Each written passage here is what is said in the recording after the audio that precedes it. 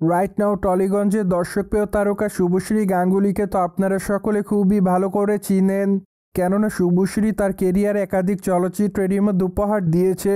তাই তো এই তারকা তার অভিনয় গুণে তার ভক্তদের মধ্যে আলোচনায় থাকেন সর্বদাই। বায়দয়ে গত 20 ডিসেম্বর এই তারকার সন্তান চলচ্চিত্রটি মুক্তি পেয়েছে ভারতীয় প্রেক্ষাগৃহে।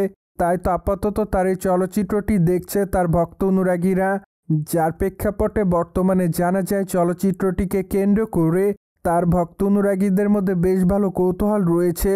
তাই তো ধারণা করা যায় তার এই চলচ্চিত্রটি তার ভক্তদের কাছে নজর কাড়বে। পাশাপাশি সম্প্রতি সন্তান চলচ্চিত্রটি দেখার পর তিনি তার ভক্তদের কাছে প্রশংসা অর্জন করেন, কেননা চলচ্চিত্রের পর্দায় তার আইনজীবীর রোলটি তার ভক্তদের কাছে বিশেষভাবে নজর কাড়ে। পাশাপাশি অবশ্য আরও নজর কেড়েছে মিঠুন চক্রবর্তীর অভিনয়। মূলত চলচ্চিত্রের পর্দায় তাকে বাবার চরিত্রে অভিনয় করতে দেখা গিয়েছে। মোরওভার চলচ্চিত্রটি কমার্শিয়াল চলচ্চিত্র না, তারপরও চলচ্চিত্রটি দর্শকদের মনে গেঁথে গিয়েছে, কেননা গতানুগতিক গল্পের বাইরে গিয়ে সম্পূর্ণ ভিন্ন ধারার গল্প নিয়ে চলচ্চিত্রটি নির্মাণ করা। পাশাপাশি চলচ্চিত্রের পর্দায় দেখা যাবে বাবা সন্তানের টানাপোড়েনের ঘটনা, যা অবশ্য প্রতিটি মানুষের হৃদয়ে নতুন মাত্রা যোগ করবে।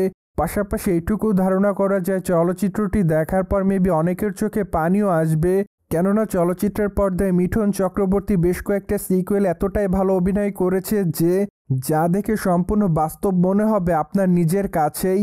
তাই তো বলাই বাহুল্য যে চলচ্চিত্রটি মুক্তির পর চলচ্চিত্রটির জন্য প্রশংসায় ভাসছে চলচ্চিত্রের ইউনিট। কিন্তু দুঃখের বিষয় এই যে চলচ্চিত্রটি আপাতত একটু কম হলে চলছে, কেননা কলকাতাতে আল্লু অর্জুনের পুষ্পা 2 চলচ্চিত্রটি মুক্তি পাওয়ার জন্য আপাতত কলকাতা বাংলা ইন্ডাস্ট্রিতে তারা চলচ্চিত্রে মুক্তি দেওয়ার জন্য সেই পরিমাণ হলের পাশাপাশি শো পাচ্ছে না। তাই তো বলাই বাহুল্য যে পুষ্পা 2 চলচ্চিত্রের জন্য চলচ্চিত্রটির অবস্থা খুবই খারাপ হয়ে দাঁড়িয়েছে। সেই সাথে অবশ্য একই ডেটে মুক্তি পেয়েছে দেবের খাদান চলচ্চিত্রটি, যা অবশ্য সম্প্রতি রীতিমতো কলকাতা বাংলা ইন্ডাস্ট্রিতে ঝড় তুলেছে, কেননা চলচ্চিত্রের পর্দায় দেবের অভিনয় তার ভক্তদের কাছে বেশ ভালো নজর কেড়েছে। পাশাপাশি প্রায় দীর্ঘদিন পর দেবের সঙ্গে অভিনয় করতে দেখা গিয়েছে যিশু সেনগুপ্তকে। তাছাড়া এটি মূলত কমার্শিয়াল চলচ্চিত্র ছিল, পাশাপাশি সম্পূর্ণ অ্যাকশন ঘরানার চলচ্চিত্র খাদান। তাই তো চলচ্চিত্রটি দেখার জন্য আপাতত ভক্তদের মধ্যে বেশ ভালো কৌতূহল দেখা যাচ্ছে। তাই তো আপাতত চলচ্চিত্রটিকে কেন্দ্র করে ভক্তদের মধ্যে কৌতূহল রয়েছে, যার ফলে শুভশ্রী অভিনীত সন্তান চলচ্চিত্রের ওপর বক্স অফিসে একটু প্রভাব পড়ছে।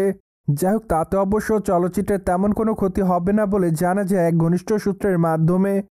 সোভিয়েট জেনে তো নিলেন, সন্তান চলচ্চিত্রে অভিনয় করার জন্য শুভশ্রী ভক্তদের কাছে প্রশংসা অর্জন করছে।